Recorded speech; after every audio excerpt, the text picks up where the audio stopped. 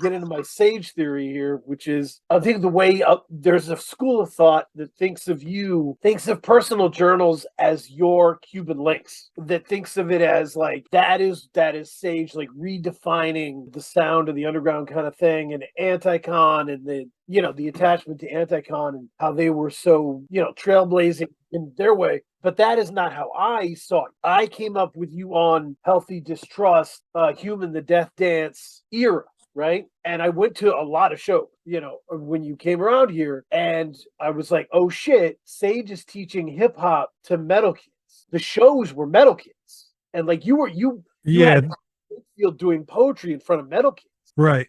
Well, this was the benefit of being signed to Epitaph Records, which is a punk label, and the fact that they put my song Makeshift Patriot on one of their compilation Punkorama CDs exposed a lot of people to a style of hip hop they weren't familiar with, where they had always discounted hip hop, probably because of what they became familiar with during the Chronic era.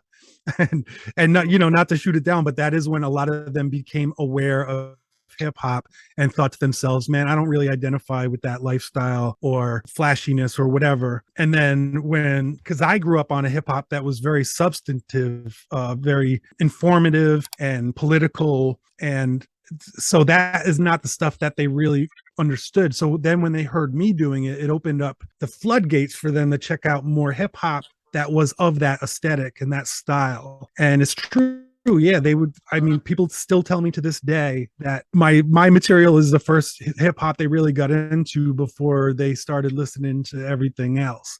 So that's a fortunate position for me to be in. And in the forest there's a little cottage. I'm going in for the door. So this is your mother's